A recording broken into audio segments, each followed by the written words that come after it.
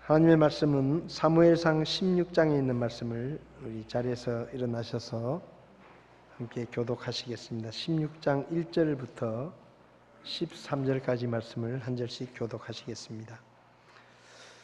주께서 사무엘에게 이르시되 내가 이미 사울을 버려 이스라엘을 통치하지 못하게 하였거늘 내가 어느 때까지 그를 위하여 애곡하려느냐.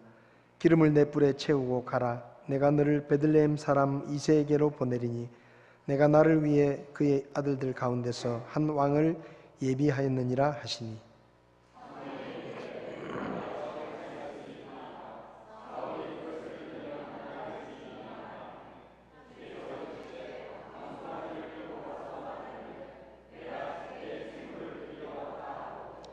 이새를 희생물 드리는 일에 부르라. 내가 행할 일을 내가 내게 보여주리니 너는 내가 내게 지명하는 자에게 나를 위해 기름을 부을지니라 하시니라.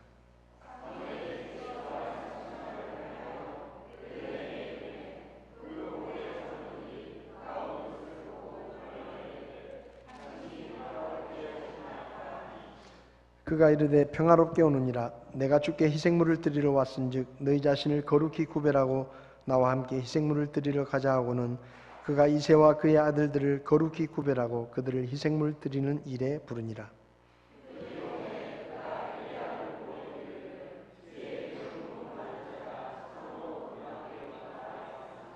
주께서 사무엘에게 이르시되 그의 용모나 키의 크기를 보지 말라. 내가 이미 그를 버렸노라.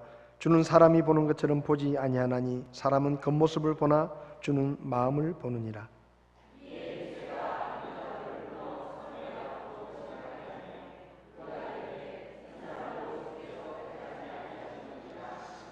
그때 이새가 산마를 지나가게 하며 그가 이르되 이 사람도 주께서 택하지 아니하셨느니라 하니라.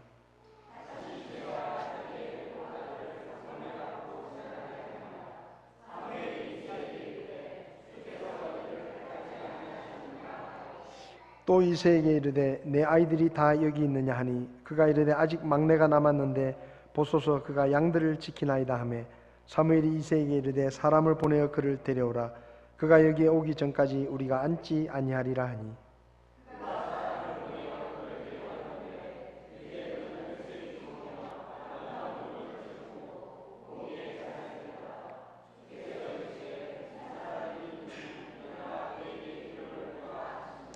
이에 사무엘이 기름불을 취하여 그의 형제들 가운데서 그에게 기름을 부으니 그날 이후로 주의 영께서 다윗에게 임하시니라. 이에 사무엘이 일어나서 라마로 가니라. 아멘. 서시제로 잠깐 기도하시겠습니다. 살아계셔서 말씀하시는 하나님, 이 아침에 저희들이 하나님의 음성을 듣기를 원합니다. 저희들의 마음을 겸손하게 하시고 주의 말씀하옵소서. 주의 종이 듣겠나이다 했던 그 마음으로 주의 말씀을 들을 수 있도록 저희들을 도와주시옵소서. 부족한 종을 붙들어 주시고 부족한 것을 감추시고 오직 하나님의 말씀만 선포되게 종을 써주시기를 원합니다. 우리 가운데 구원받을 영혼이 있으면 말씀을 통해 구원에 이르게 하시고 또 믿음이 연약한 자들이 있으면 말씀을 통해 새 힘을 얻을 수 있도록 하나님이 도와주시옵소서. 예수님의 이름으로 기도했습니다. 아멘. 성지 탐방을 가서 보았던 지역들에 대한 말씀들을 저희들이 나누고 있습니다. 오늘은 베들레헴에 관한 말씀을 좀 드리려고 합니다. 베들레헴은 예수님의 고향이면서 또 다윗의 고향이기도 합니다. 그래서 베들레헴에 가서 그 길들을 걸으면서 많은 것들이 달라져 있지만 그냥 여기가 예수님께서 태어나셨던 바로 그 땅이구나, 또 다윗이 어린 시절을 보내고 또 다윗이 살았던 그 땅이구나라는 생각을 하니까 그냥 그 거리를 걷는 것만으로도 마음에 많은 감격이 있었습니다. 지금 베들레헴을 가면 사진을 좀 보여주시면요, 저게 베들레헴의 전경입니다. 유대 땅에 있는 도시들은 다 전에 말씀드렸지만 산꼭대기에 도시들이 있습니다. 이 베들레헴도 해발 한 750m 정도 되는 이 산꼭대기에 도시가 형성이 되어 있는데요. 예루살렘에서 남쪽으로 한 20km 정도 떨어져 있는 곳입니다. 지금은 물론 예루살렘이라는 도시가 커지고 베들레헴도 좀 커져가지고 거의 두 도시가 붙어 있지만은 원래 지명을 보면 옛날에는 한 20km 정도 떨어져 있는 그런 도시였습니다. 지금은 한 4만 명 정도가 저기 살고 있고, 또 지금은 저 땅이 팔레스타인 사람들이 살고 있는 땅입니다. 팔레스타인 사람들은 성경에 나오는 그 블레셋이라는 블레셋의 후예들이 지금 저 땅을 차지하고 살고 있기 때문에 저기는 아무나 들어갈 수 있는 땅이 아닙니다. 근데 이제 이 팔레스타인 사람들이 이 관광 수입 때문에 저기 베들레헴을 이제 관광객들에게 오픈을 해서 들어갈 수 있지만, 저기 들어가려고 하면 국경을 통과하는 것 같은 검문소를 거쳐서 들어가야 되고, 또 저기 들어가려고 하면 팔레스타인 사람 여행 가이드를 반드시 한 사람을 태워가지고 들어가야 됩니다. 뭐 그 사람이 하는 일은 하나도 없어요. 그냥 차에 같이 가는 건데, 왜냐하면 돈벌이를 위해서 의무적으로 이렇게 외지에서 차가 들어오면 가이드를, 꼭 현지 가이드를 하루 써야 들어갈 수 있습니다. 원래는 그 예루살렘과 이 베들레헴 사이에, 사실은 예루살렘도 전체가 다 이스라엘 게 아니고 4분의 1 정도만 이스라엘 땅이고 나머지는 또 팔레스타인 지역도 있는데요. 그래서 원래는 예루살렘에, 그러니까 유대 이스라엘이 팔레스타인 사람들하고 경계를 이렇게 철조망 같은 걸로 해놨었는데, 하도 팔레스타인에서 사람들이 많이 넘어오고 서로 분쟁이 커지니까 지금은 저렇게 한 높이 한 8m, 9m 정도 되는 장벽으로 예루살렘을 완전히 삥 둘러싸고 있습니다. 그래서 이 팔레스타인 지역에서 이스라엘로 사람들이 쉽게 오지 못하도록 완전히 담을 쌓아가지고 이렇게 삥 둘러서 베들레헴을 둘러싸고 있습니다. 그래서 이제 검문소를 지나면 베들레헴으로 들어가는데요. 거기 들어가면 거리들을 보면 이렇게 이제 지금은 많이 현대화되어 있지만 아무래도 이 팔레스타인 사람들이 살기 때문에 좀 건물들도 예루살렘에 비해서는 조금 이렇게 발전이 덜 돼 있고, 제가 가서 깜짝 놀란 것이 예루살렘에 가니까 아파트들이 얼마나 많은지, 그 산등성이마다 전부 하여튼 아파트를 지어가지고 유대인들도 아파트 생활을 많이 하더라고요. 근데 이제 여기는 팔레스타인 지역이기 때문에 그렇게 많이 발전은 돼 있지 않습니다. 그리고 그 거리를 올라가서 이제 예수님이 태어나셨다고 하는 곳을 기념하는 그 교회까지 올라가는 길에 이제 촬영을 한 것인데요. 거기 보면 오래된 길들도 있고 돌로 만들어진 그런 길들도 있고, 그렇게 걸어 올라가서 저기는 예루살렘 그 베들레헴에 예수님이 태어나신 곳에 기념하는 교회를 세워 놓았는데, 그 교회 앞에서 저희들이 기념 촬영을 했었습니다.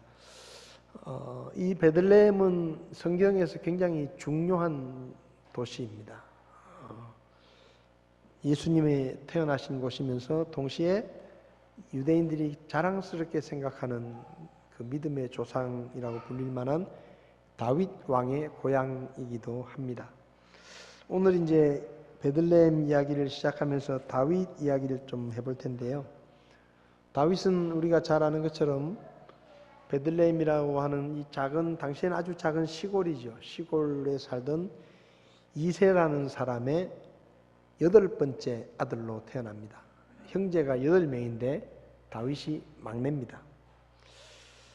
그렇게 양을 치면서 아버지를 돕고 살다가 어떻게 사울 왕에게 발탁이 돼서 사울 왕의 병기를 드는, 아주 어린 나이에 사울 왕의 무기를 담당하는 이를테면 비서 역할을 하게 되죠. 그래서 왕궁에 들어갑니다. 그리고는 사울 왕이 가끔 악령이 이렇게 들어가지고 막 괴로워할 때는 이 다윗이 또 양을 치면서 배웠던 하프 연주를 해가지고 왕을 달래기도 하는 이런 일들을 아주 10대 초반에 그런 일들을 합니다. 그리고 이제 15살쯤 되었을 때 블레셋이 쳐들어왔는데 사울 왕이 그 군대를 이끌고 블레셋과 전쟁을 하러 가면서 다윗은 왕궁에서 별로 할 일이 없으니까 전쟁터에 나갈 나이도 안 돼 있고 그래서 잠시 집에 돌아와서 아버지를 돕고 있었는데 아버지가 다윗의 형들이 이제 사울 왕과 같이 전쟁터에 가 있으니까 형들이 좀 잘 지내는지 가서 좀 보고 오너라 하고 심부름을 보내가지고 다윗이 그 형들이 있는 전쟁터에 이를테면 아버지 심부름을 갔다가 거기서 무엇을 보는가 하면 블레셋의 장군인 골리앗이 하나님의 군대를 모욕하고 하나님을 욕하는 것을 듣습니다. 그래서 다윗이 화가 나가지고 다윗이 갑옷도 입지 않고 나가서 골리앗과 싸워서 골리앗을 이기는 그 위대한 승리를 거두게 되죠. 그래서 10대 소년인 이 나이 15살 정도밖에 안 된 다윗이 골리앗을 죽이고 그리고 그 골리앗을 죽인 사람에게는 내가 딸을 주어서 내 사위를 삼겠다 하는 왕의 약속에 따라서 사울 왕의 딸인 미갈과 결혼을 해서 졸지에 왕의 사위가 됩니다. 그리고 이 당시에 블레셋과 이스라엘은 지금도 팔레스타인과 이스라엘이 지금도 적대적인 감정을 가지고 있지만 그때도 오랫동안 이 블레셋과 이스라엘은 적국이었습니다. 근데 블레셋 사람들의 입장에서 자기들이 제일 자랑스럽게 생각했던 그 거인 장군 골리앗을 이스라엘의 다윗이라는 15살 소년이 때려 눕히고 목을 치고 죽여가지고 전쟁에서 패했다. 이 소문을 모든 블레셋 사람들이 다 들었기 때문에 사울 왕은 다윗을 군대 장군으로 삼고 이스라엘 군대를 이끌고 전쟁을 하게 합니다. 그러니까 다윗 이름만 들어도 벌벌 떠는 거죠. 그래서 다윗은 이스라엘 군대를 이끌고 전쟁을 하러 자주 나갔는데 가는 데마다 전쟁을 이깁니다. 그래서 사울과 다윗이 장인과 사위가 전쟁을 하러 나가면 항상 승리를 하고 돌아옵니다. 근데 승리를 하고 돌아오는데 이번에 우리 대통령이 북한에 갔을 때 평양 시민들이 새벽부터 나와가지고 막 꽃을 흔들고 소리를 지르고 그거 보셨죠? 그거 비슷하게 다윗과 사울이 전쟁을 하러 갔다 승리하고 돌아오면 온 백성들이 나와가지고 길가에 늘어서서 막 대환영을 하는데 그때 그 백성들이 부르는 노래가 있었습니다. 노래가 뭔가 하면 사울이 죽인 자는 수천이요 다윗이 죽인 자는 수만이로다. 그러면서 막 축하를 하는 거예요. 근데 이게요, 처음에는 사울이 이 노래를 들으면서 기분이 좋았어요. 왜냐하면 야, 내가 사위를 잘 얻었구나. 내 사위가 이렇게 전쟁을 잘하고 사위를 참 잘 얻었구나. 이렇게 처음에는 기분이 좋았는데 전쟁을 하고 올 때마다 이 노래를 부르니까 점점 이 사울이 시기심이 생기는 겁니다. 백성들이 자기가 죽인 사람은 수천이고 다윗이 죽인 사람은 수만이다. 그렇게 노래를 부르니까 처음에 들을 때는 기분이 좋았는데 자꾸 들으니까 기분이 나쁜 거예요. 왜? 자기보다 다윗이 더 크다고 노래를 부르는 거 아닙니까? 그래서 이 사울 왕이 시기심이 생겨가지고 그때부터 다윗을 자기의 라이벌이라고 생각합니다. 여러분, 사울은 왕이에요. 그리고 다윗은 더군다나 자기 사위입니다. 사위가 잘나가지고 전쟁을 하러 나가서 이기고 승리하고 돌아오면 얼마나 좋아해야 됩니까? 또 자기 신하들 중에 그렇게 전쟁을 잘하는 신하가 있으면 정말 이건 기뻐할 일이고 감사할 일인데 시기심이 생기니까 사위가 미운 거예요. 저놈이 언제 반란을 일으켜가지고 백성들이 저놈을 옹립해가지고 왕으로 삼고 나를 쫓아내면 어떡하나 그런 걱정이 생긴 겁니다. 그래서 이 사울 왕이 다윗을 죽이려고 하죠. 그래서 창을 던져서 막 죽이려고 하기도 하고 여러 번 죽이려고 하니까 다윗이 입장이 참 곤란한 겁니다. 공적으로는 왕이고 신하지만 사적으로는 장인이고 사위인데 장인이 사위를 죽이겠다고 막 창을 던지고 막 이러니까 이게 다른 사람들 보기에도 안 좋은 거예요. 자기도 위험하지만. 그래서 다윗이 생각하기를 아이고 이 장인이 나를 저렇게 죽이려고 저렇게 미워하니까 차라리 내가 왕궁을 떠나는 게 낫겠다. 그래가지고 다윗이 도망을 칩니다. 그러면 사울 왕 입장에서는 자기가 사위를 죽이려고 하다가 사위가 집을 나가서 도망을 가면 뭐 반성을 좀 해야 되잖아요. 아니 내가 잘못했는 모양이다. 그래도 내 사위인데 아무리 그렇지만 내가 내 손으로 사위를 죽이면 되겠냐. 가서 불러와가지고 미안하다. 잘해보자. 뭐 이래야 되는데 도망을 쳤는데도 이 사울 왕은 저놈을 없애야 내 왕권이 튼튼해진다 생각했는지 하여튼 도망쳐가지고 어디 가 있다 그러면 군대를 끌고 죽이러 가는 거예요. 근데 다윗은 명색이 자기 장인이고 더군다나 왕이니까 어떤 경우에는 사울이 자기를 죽이려고 왔다가 다윗이 마음만 먹으면 죽일 수 있는 환경이 됐는데도 다윗은 사울을 죽이지 않고 하나님이 세우신 왕이기 때문에 내 손으로 죽일 수 없다. 그래가지고 살려주고 그거를 다 사울에게 알려줍니다. 내가 당신을 죽일 수 있었지만 당신을 내가 죽이지 않고 살려주었습니다. 그러니까 당신도 제발 좀 날 그만 좀 괴롭히십시오. 그러면은 거기서는 사울이 또 알았다 미안하다 내가 널 죽이려고 했는데 너는 은혜를 베푸는구나 그러고 가잖아요. 근데 좀 있으면 또 와요. 또 죽이러 오는 거예요. 그래서 할 수 없이 다윗이 자기를 따르는 사람들과 함께 시글락이라는 곳에 가서 진을 치고 사울이 죽을 때까지 얼굴을 안 봐야 되겠다. 그래가지고 숨어서 삽니다. 그러다가 이제 사울이 죽고 난 다음에 사울이 전쟁터에서 죽죠. 죽고 난 다음에 사울의 아들이 왕위를 물려받는데 11지파는 사울의 아들이 왕이 되는 것을 찬성했지만 유다지파는 사울의 아들이 시원찮아가지고 사울의 아들을 왕으로 받아들이지 않고 자기들끼리 따로 나라를 세우고 다윗을 왕으로 세웁니다. 그래서 다윗이 나이 30살쯤 됐을 때 헤브론이라는 곳에 가서 유다지파의 왕이 됩니다. 그러다가 한 5년 지나서 이제 그 11지파들도 사울의 아들이 왕이 됐는데 이게 시원찮으니까 자꾸 자기들 괴롭히니까 아이고 우리 당신하고 같이 못 살겠다. 그래가지고 다윗에게 붙어가지고 다윗이 35살쯤에 이스라엘 전체의 왕이 됩니다. 통일 왕국의 왕이 되고 이제 이스라엘의 왕이 되는 거죠. 그렇게 해가지고 한 35년 정도를 이스라엘을 다스리면서 거의 40년 동안 이스라엘을 통치하면서 그 이스라엘을 굉장히 강한 나라로 세웁니다. 그리고는 아들 솔로몬에게 왕위를 물려주고 죽습니다. 그게 이제 다윗인데 오늘 본문에는 하나님께서 다윗이라는 소년을 이스라엘의 두 번째 왕으로 정하시는 그런 장면이 기록되어 있는데 이 사건이 있었던 곳이 바로 베들레헴입니다. 오늘 본문을 보면 우리가 몇 가지 교훈을 배울 수 있는데요.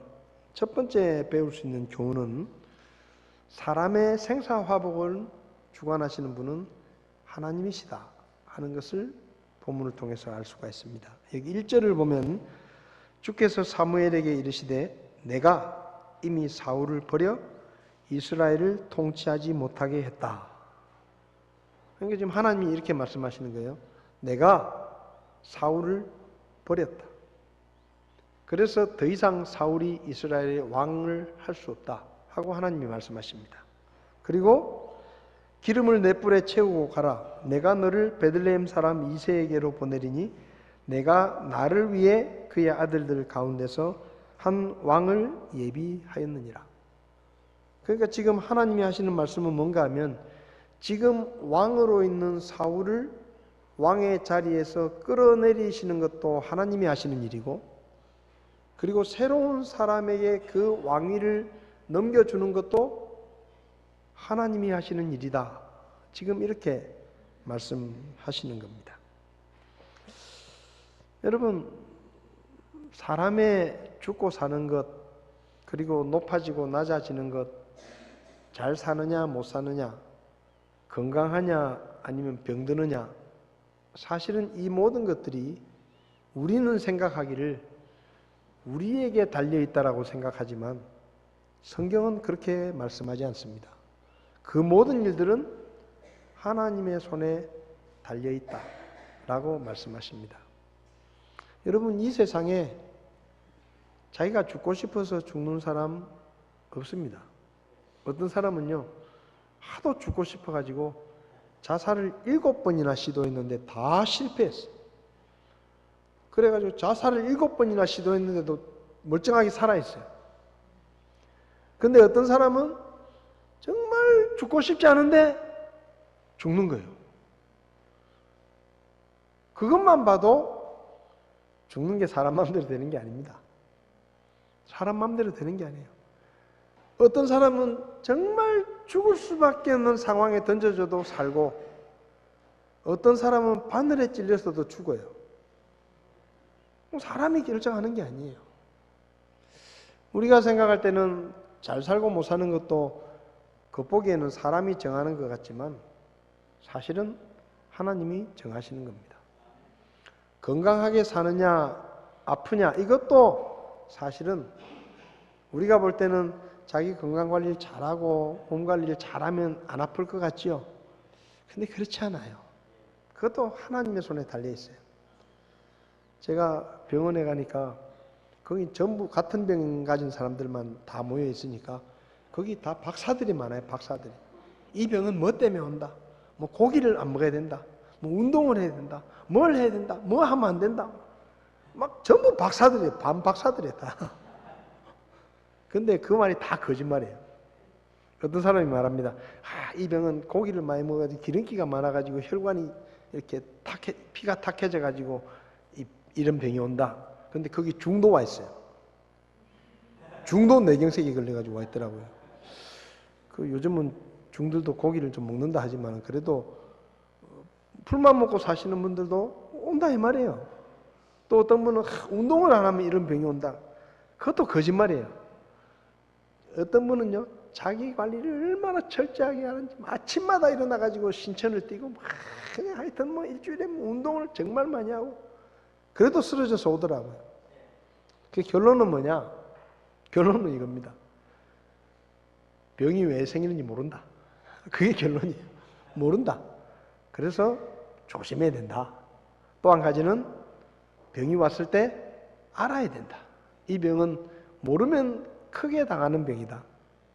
그래서 제가 비밀을 알려드리겠습니다. 혹시 여러분이 사시다가 어느 날 갑자기 말하는 게 좀 불편해서 발음이 잘 안 된다. 또 팔다리에 힘이 빠져가지고 이 몸이 중심을 잘 못 잡고 그렇다. 아니면 눈이 갑자기 이 한쪽 눈이 이렇게 쏠려가지고 제대로 잘 안 보인다. 그런 증상이 혹시 생기면 그때는 무조건 병원에 가십시오. 병원에 가서 바로 굿모닝 병원으로 가십시오. 거기 전문 병원입니다. 가서 MRI를 찍으십시오. 그럼 의사가 이렇게 말할 겁니다. MRI를 찍어가지고 병이 맞으면 돈을 적게 내셔도 되는데 병이 아니면 돈을 많이 내셔야 됩니다. 그렇게 물을 거거든요. 그래도 찍으십시오. 왜냐하면 이 병은 시간이 문제예요. 시간이. 빨리 가면 저처럼 많이 괜찮아질 수 있는데 너무 늦게 가면 일어나지도 못하고 의식도 없이 평생을 누워 있어야 되는 병이 바로 이 병입니다. 알아야 돼요. 알아야 돼요. 그러니까 이거는 병이 뭐 어떤 원인이 있어서 오는 게 아니고 물론 약간의 영향은 있겠지만 병이 오는 것도 우리가 어쩔 수 없는 거예요. 우리가 피하고 싶다고 피할 수 있는 것도 아니고 아프지 않고 싶다고 아프지 않을 수 있는 것도 아니에요. 이것도 역시 하나님께서 정하시는 것이다. 그래서 여러분 우리가 여기 오늘 본문의 말씀을 보면 하나님이 버리면 왕도 내려와야 되는 거예요. 하나님이 왕으로 세우시면 15살밖에 안 된 별 볼 일 없는 시골 마을에 그것도 장남도 아니고 막내라도 하나님이 왕으로 세우시면 나중에 왕이 되는 것입니다. 누구를 높이고 낮추는 것 하나님이 하시는 거예요. 우리가 좀 오해하지 말아야 돼요. 여러분, 하나님이 어떤 사람은 가난하게 살게도 하시고 어떤 사람은 부하게 살게도 하십니다. 하나님이 어떤 사람은 높이기도 하시고 낮추기도 하십니다. 그런데 그럼 어느 게 좋으냐? 여러분, 그 가난하다고 나쁜 거 아니에요. 잘 산다고 좋은 게 아닙니다. 우리가 좀 생각을 바꿔야 돼요. 내가 정직하게 살고 믿음으로 사는데 가난하다. 그러면요, 그 가난은 부끄러운 게 아니에요. 불편할 수는 있겠죠. 돈이 좀 있으면 더 편하게 살 수 있겠지만 내가 정말 믿음으로 살고 하나님 앞에서 열심히 성실하게 살았는데 내가 좀 하는 일이 잘 안 돼서 내가 가난하게 산다. 그러면 그 가난한 것 자체에 대해서 부끄러워하실 필요 없습니다. 그리고 또 내가 뭘 했는데 일이 잘 돼가지고 참 돈을 많이 벌었다. 그러면 또 그걸 또 그렇게 유세를 떨고 자랑할 것도 아니에요. 하나님이 그렇게 하시는 거예요. 여러분, 예수 믿는다고 다 부자가 되는 게 아닙니다. 예수 믿는다고 다 병에서 낫는 게 아니에요. 예수 믿는다고 다 높은 자리에 올라가고 좋은 대학 가는 게 아니에요. 왜? 그건 하나님이 정해 주시는 거예요. 여러분, 하나님에게는 사실은 수조 원을 가지고 있는 부자나 자기 집안채도 없는 가난한 사람이나 하나님 앞에서는 그게 별 차이가 아닙니다. 사람이 볼 때는 굉장한 차이처럼 보이지만 하나님이 보실 때는 똑같이 한 사람 한 사람이에요. 그 돈이 하나님에게 무슨 의미가 있겠습니까? 그래서 우리가 믿음으로 살다가 좀 가난하게 될 수도 있는데, 물론 하나님이 물질적인 축복을 주셨는데 내가 그걸 잘못 써가지고 가난하게 되는 건 그건 좀 부끄러운 거예요, 사실은. 근데 내가 정말 열심히 살고 믿음으로 사는데 가난하다. 그럼 그건 부끄러운 게 아니에요. 그걸 하나님의 축복이 아니라고 말할 수 없는 겁니다. 그래서 여러분, 하나님이 높고 낮음을 정하시는데 높은 게 좋고 낮은 건 안 좋다. 그건 아니에요. 여러분, 하나님께서는 큰 그릇도 필요하지만 작은 그릇도 필요합니다. 그래서 모두가 다 큰 그릇이 되려고 할 필요가 없어요. 하나님께서 나를 세워주신 그 자리에서 하나님이 나에게 주신 것들을 가지고 한 달란트를 받았으면 한 달란트 받은 대로, 두 달란트 받았으면 두 달란트 받은 대로 열심히 주님을 위해서 일해가지고 하나님을 기쁘시게 하면 상은 똑같은 겁니다. 근데 우리가 잘못 생각하면 부자가 되는 건 하나님의 축복을 받는 거고 가난하게 사는 건 하나님의 축복을 덜 받은 거라고 생각하는데 그렇지 않아요. 단지 차이는 뭐냐? 하나님이 그렇게 정하셨을 뿐이에요. 근데 하나님은 공평하십니다. 왜냐하면 많이 주신 자에게는 많이 요구하십니다. 적게 주신 자에게는 적게 요구하십니다. 하나님이 조금밖에 안 줘놓고 많이 달라고 하지 않습니다. 하나님이 많이 주셔놓고 너는 조금만 달라고 그렇게 하지 않으십니다. 하나님은 공평하신 분이에요. 그래서 사람의 죽고 사는 것이 하나님께 달려 있습니다. 사무엘상 2장을 보면 한나가 그렇게 간절히 기도해서 얻은 아들을 젖을 떼자마자 성전에 데리고 가서 하나님께 바칩니다. 이건 어머니에게 자식을, 그것도 이제 갓 젖을 뗀 자식을 떼놓는다는 것은 정말 슬픈 일이에요. 정말 힘든 일입니다. 그런데 그렇게 자기 아이를, 이제 젖을 갓 뗀 아이를 성전에 바치러 가가지고 한나가 하나님께 기도를 하는데 뭐라고 기도를 하는가 하면 사무엘상 2장을 보면 주께서는 죽이기도 하시고 살리기도 하시며 무덤으로 내려가게도 하시고 올라가게도 하신다.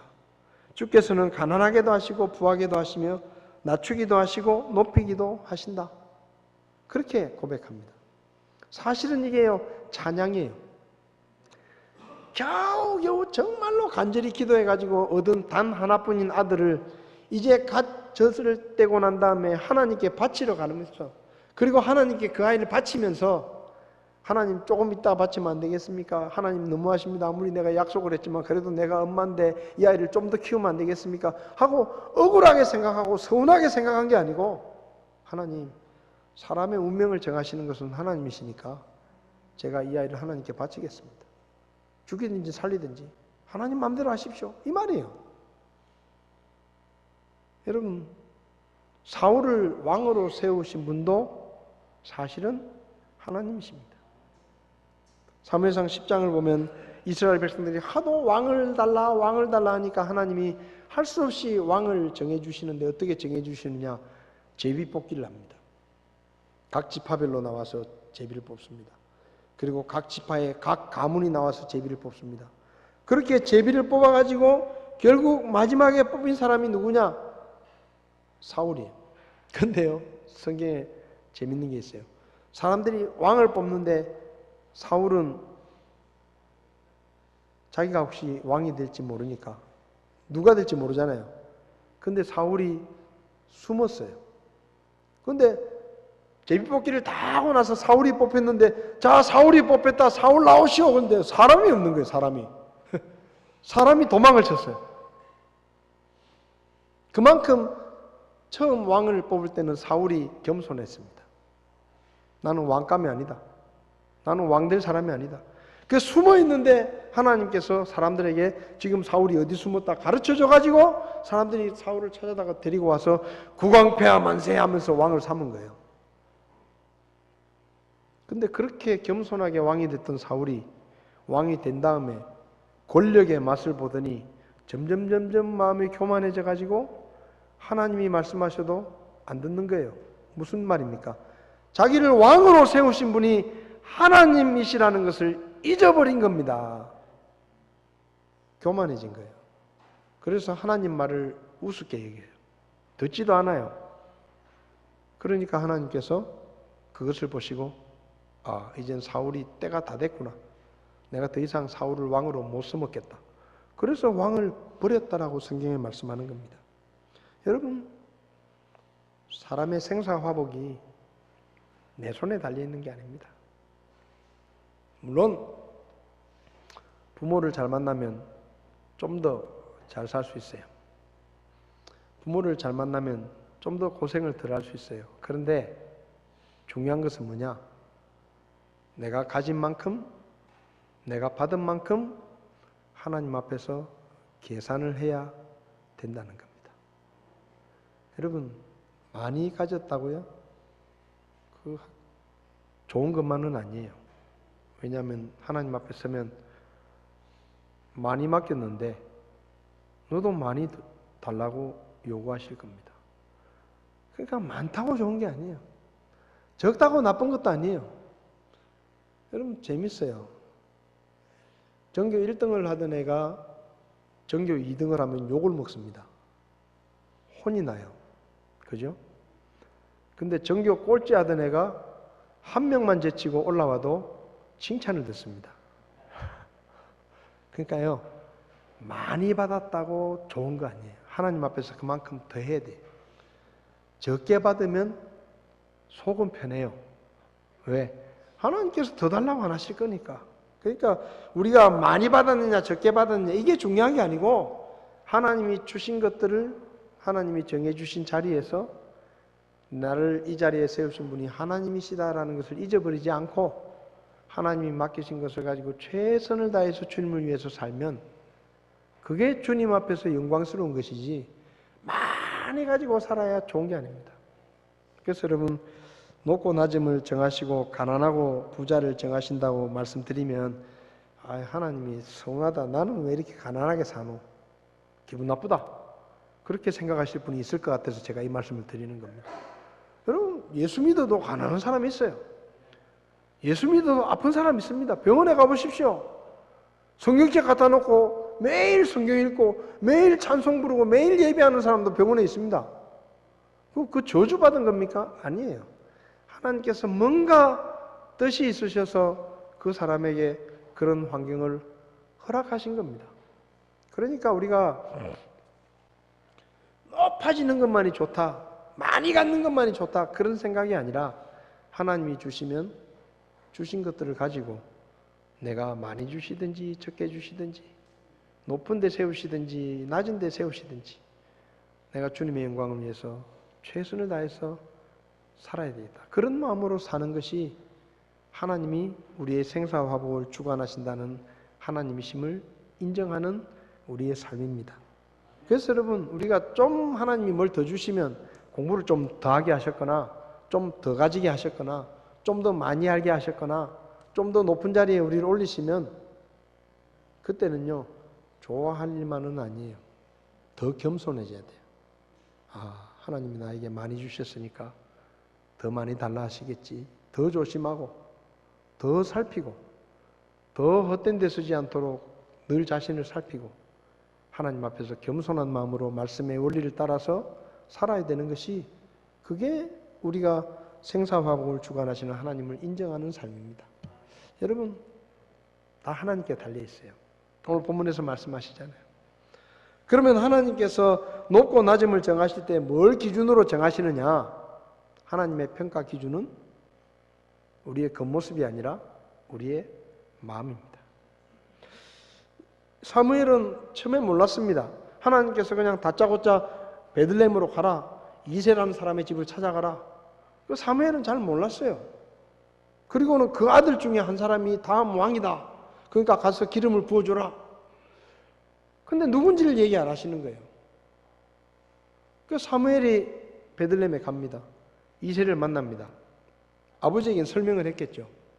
사실은 내가 온 게 하나님이 사울 왕이 이제 곧 왕위에서 물러나게 되고 이스라엘의 두 번째 왕을 하나님이 정하셨는데 당신 아들들 중에 한 사람이라고 하시더라. 그러니까 내일 제사를 드릴 때 꼭 아들들을 다 데리고 와라 하고 얘기를 했을 겁니다. 그래서 이새가 그 다음날 제사 드리는데 아들들을 데리고 가죠. 근데 8명의 아들이 있는데 막내 다윗은 양을 치게 해놓고 7명만 데리고 갑니다. 왜 그랬을까요? 하나님이 내 아들들 중에 왕을 택하신다고 하는데 막내는 아니겠지. 저 코올리게 이제 나이 15살밖에 안 된 저 어린애를 설마 제껴놓는 거예요. 너는 양이나 치고 있으라. 형들은 오늘 중요한 일 있다. 아버지 뭔데? 나도 가면 안 돼. 아, 넌 필요 없다. 넌 양이나 쳐라. 그 사무엘이 딱 제사를 드리는데 이새가 아들을 데리고 왔는데 아들이 몇 명인지 모르잖아요. 사무엘은. 그 7명 또 데리고 온 거예요. 아, 7명이 반갑다. 그래가지고 이제 그 중에 한 사람을 선택을 해야 되는데 사무엘 생각에는 장남을 보니까 허우대도 멀쩡하고 키도 크고 나이도 많고, 야, 바로 하나님께서 이 장남을 왕으로 세우셨는갑다 생각을 했습니다. 근데 하나님께서 틀렸다. 아니다. 말씀하시는 거예요. 너는 왜 사람 겉모습만 보냐? 겉모습을 보지 마라. 나는 겉모습을 보는데 관심 없고 마음을 본다. 그래요 하나님, 그럼 장남이 아닌가 보죠? 아니다. 그 둘째를 떡 세워놓는 거예요. 근데 하나님이 또 아니다. 그러니까 사무엘이 고개를 쩔레쩔레 흔듭니다. 이새가 딱 눈치를 채고 셋째를 딱 세우니까 또 사무엘이 아니라고. 7명을 다 세워놨는데 계속 사무엘이 아니라고, 하나님이 아니라고 말씀하신다고. 이새도 이상하고 사무엘도 이상한 거예요. 그래서 이새가 다시 한번 봅시다. 그래가지고 장남부터 시작해서 한 번 더 이제 사무엘 앞을 지나가게 합니다. 아닌데. 그 사무엘이 이상한 거예요. 분명히 이새 아들들 중에 하나님이 정하신 왕이 있다고 했는데 아무도 아니라 그러니까. 그래서 사무엘이 묻습니다. 여기 있는 애들이 다 당신 아들들 다 데려온 거 맞소? 그러니까 아버지가 말하죠. 사실은 막내가 하나 더 있는데 걔는 아직 너무 어리고 뭘 모릅니다. 철이 없습니다. 그래서 내가 그냥 양이나 치라 그러고 들판에 내버려두고 왔다고. 그러니까 사무엘이 빨리 데리고 오라고. 그 데리고 왔어요. 데리고 왔는데 사무엘이 보기에도 얼굴이 뽀글스름하고 이쁘장하게 생기고 애띤 소년이 탁 들어오는 거예요. 사무엘 생각에도 그랬을 겁니다. 아이고 뭐 저런 어린애를. 근데 하나님께서 그때 뭐라고 말씀하십니까? 성경을 보면 바로 그 사람이니 일어나서 기름을 부으라. 여러분, 사람은 겉모습이 중요합니다. 껍데기가 중요해요. 어떤 직장에 다니냐, 연봉은 얼마나 받냐? 학교는 어디까지 나왔냐? 어느 학교를 나왔냐? 건강하냐? 또 뭐 우리나라 사회에서도 아직까지도 장남이냐 아니냐? 굉장히 중요해요. 사람은 그런 것들을 중요하게 생각합니다. 이제 이스라엘의 두 번째 왕을 세운다 하니까 그래도 장남이겠지. 나이가 제일 많으니까, 준비가 잘 돼 있으니까, 많이 배웠으니까, 키도 크고 인물도 좋으니까 장남이겠지. 그래도 우리 사회에서는 장남이 대를 잇는데 장남이겠지. 사무엘 생각도 그랬고 아버지 생각도 그랬습니다. 설마 막내가 15살밖에 안 된 저 어린애가 아닐 거야. 후보에도 아니면 후보에도. 근데 하나님의 생각은 다르셨습니다. 하나님은 8 형제들 중에 제일 막내, 그것도 제일 어리고 별 볼 일 없는, 예루살렘에 짱짱한 가문의 집안들이 많이 있었지만 별 볼 일 없는 시골 마을에 그렇게 유명하지 않은 2세 집안에, 그것도 장남도 아니고 막내 아들인 8번째 아들 다윗을 하나님은 이스라엘의 두 번째 왕으로 세우셨습니다. 왜요? 한 가지, 나는 마음을 본다. 유대 땅에 있는 그 많은 사람들 중에 하나님은 다윗의 마음을 보셨습니다. 그리고 그가 다음 왕으로서 하나님을 위해서 일할 수 있는 사람이라는 것을 하나님은 아셨습니다. 그리고 그를 선택하십니다. 사도행전 13장에서 사도 바울은 비시디아 안디옥에서 설교를 하면서 다윗에 대해서 이렇게 말을 합니다. 그 뒤에 그들이 왕을 구하거늘 하나님께서 그들에게 베냐민 지파 사람 기스의 아들 사울을 40년 동안 주셨다가 그를 패하시고 그들을 위해 다윗을 일으키사 그들의 왕이 되게 하시며 또 그에 대해 증언하여 이르시되 내가 이새의 아들 다윗을 찾아냈는데 그는 내 마음에 맞는 사람이다. 그가 내 모든 뜻을 성취하리라. 무슨 말이에요? 우리말로 하면은 하나님하고 죽이 잘 맞는 사람이다. 나하고 죽이 잘 맞는 사람이다. 나하고 마음이 잘 맞는 사람이다, 다윗은. 그래서 다윗은 내 마음을 충분히 이해하고 내가 원하는 것을 할 수 있을 만한 그런 마음이 통하는 사람이다, 이 말이에요. 그래서 다윗을 선택하신 것입니다. 사람 보고 선택을 하라 그랬다면 다윗은 절대로 선택을 받을 수가 없습니다. 그런데 하나님은 다윗을 선택하십니다. 아버지조차도 사무엘에게 보여줄 필요도 없다라고 생각했던 그 막내 아들이 하나님의 선택을 받은 것입니다. 여러분, 사람이요, 다른 건 다 참을 수 있는데 마음이 안 맞으면 얼마나 피곤한지 몰라요.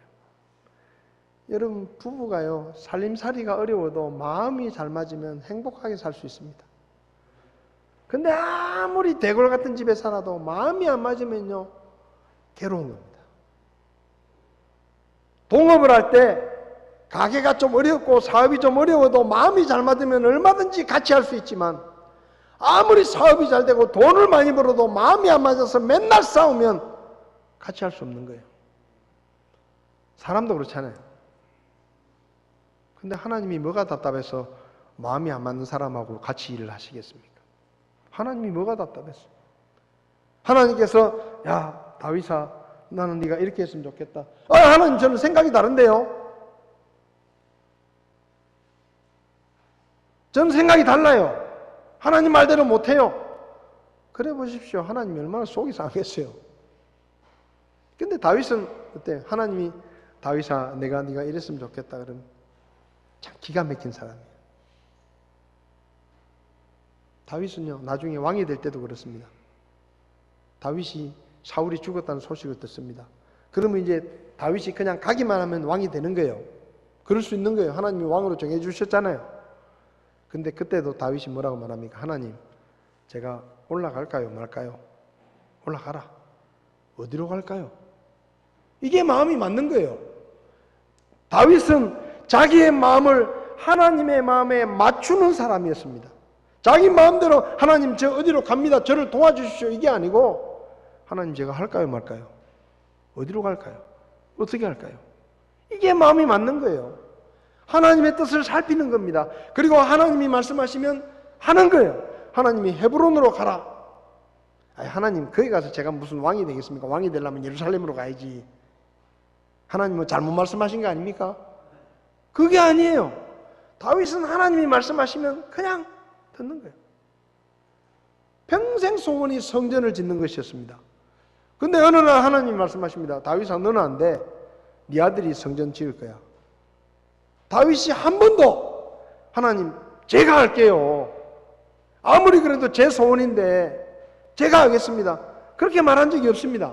하나님이 그렇게 딱 말씀하십니까? 손을 딱 떼는 거예요. 알겠습니다, 하나님. 근데 제 아들이 성전을 짓더라도 준비는 제가 하겠습니다. 그리고 하는 겁니다. 그게 하나님의 마음에 맞는 거예요. 여러분, 하나님이 누구를 쓰십니까? 하나님의 마음에 맞는 사람을 쓰시는 거예요. 그래서 우리가 해야 될 일은 뭐냐? 뭐 스펙을 쌓고 공부를 많이 하고 많은 돈을 벌고 무슨 힘을 키우고, 그게 우리가 할 일이 아니에요. 우리가 할 일은 내 마음을 하나님을 향해서 맞추고 하나님의 마음에 맞도록 그런 마음을 준비하는 게 우리가 해야 될 일이에요. 우리가 그런 마음을 준비하고 하나님의 마음에 맞는 사람이 되면, 우리가 아무것도 가진 것이 없어도, 우리가 아무리 못났더라도, 우리가 비록 약하더라도 하나님은 우리의 필요들을 채우셔서 그분의 뜻대로 쓰실 수가 있습니다. 근데 우리가 아무리 잘나고 똑똑하고 가진 게 많고 힘이 있어도 우리 마음이 하나님 마음에 맞지 않으면 하나님은 그 사람을 통해서 일하지 않습니다. 교회도 마찬가지예요. 하나님이 어떤 교회를 쓰십니까? 건물이 크고 사람이 많이 모이고 헌금이 많이 나오고 힘 있는 사람들이 모이는 그런 교회를 쓰시는 게 아니에요. 하나님 마음에 있는, 하나님 마음을 살피고 그분의 뜻에 관심을 가지고 목사와 집사와 성도들이 하나님 어떻게 할까요? 라고 묻는 그 교회를 하나님은 쓰시는 겁니다. 우리 생각에는 이렇습니다. 하나님 우리 뜻을 이룰 수 있게 도와주십시오. 그게 아니에요. 하나님이 말씀하실 때 이렇게 말해야 돼요. 아이고 맞습니다, 하나님. 제 생각도 그렇습니다. 저도 똑같은 생각합니다. 하나님 뜻이 옳습니다. 역시 저하고 하나님은 마음이 잘 통하는군요. 그런 사람은 하나님 쓰시죠. 사람도 그런 사람하고 일하는 걸 좋아합니다. 그런데 걸핏하면 제 생각은 다른데요, 내 방법은 다른데요, 그래서 하나님 방법 별로 안 좋아요. 그런 사람하고 하나님이 뭐하러 같이 일하시겠어요? 천지에 널린 게 사람이요, 교회인데. 그래서 우리가 준비해야 될 건 뭐냐? 우리 마음이 하나님을 향하고 있는지, 우리 마음이 하나님의 마음을 받아들일 준비를 하고 있는지, 우리 마음이 다윗처럼 하나님 제가 어떻게 하기를 원하십니까? 그렇게 묻고 하나님이 말씀하시면 저도 같은 마음입니다. 저도 주님과 함께 일을 하고 싶습니다. 그런 마음들을 가진 사람들을 하나님은 찾으십니다. 여러분, 하나님은 똑똑한 사람, 잘난 사람, 힘 있는 사람, 그런 사람들을 통해 일을 이루시는 것이 아니라 그분에게 마음이 열려있고 비록 어린 소년일지라도 주님을 향해 열린 마음을 가지고 주님의 마음에 맞는 다윗을 왕으로 세우신 것처럼 하나님은 오늘날도 그런 사람을 찾으십니다. 저와 여러분들이 두 가지를 꼭 기억하시기 바랍니다. 내가 죽고 사는 거, 내가 잘 살고 못 사는 거 다 하나님 손에 달려있다. 주시는 대로 받으십시오. 더 받았다고 교만하지 마시고, 덜 받았다고 열등감을 느끼고 불평하지 마시고 주신 대로 받으십시오. 그리고 받은 걸 가지고 주님 앞에 영광을 돌리십시오. 그리고 겉모습을 꾸미기보다 우리의 마음을 주님께로 향하고 우리의 마음이 더 주님이 기뻐하시는 사람이 되도록 말씀과 기도로 우리를 준비하고 더 성숙한 믿음을 갖게 될 때 하나님께서 우리를 쓰시고 우리 가정을 쓰시고 우리 교회를 그렇게 쓰실 것입니다. 저는 우리 교회가 하나님이 말씀하실 때 하나님 맞습니다. 저도 같은 생각입니다. 주님의 뜻을 따르겠습니다. 그래서 주님과 코드가 잘 맞는 그런 교회가 되어서 주님 앞에 쓰임받는 교회가 되시기를 바랍니다.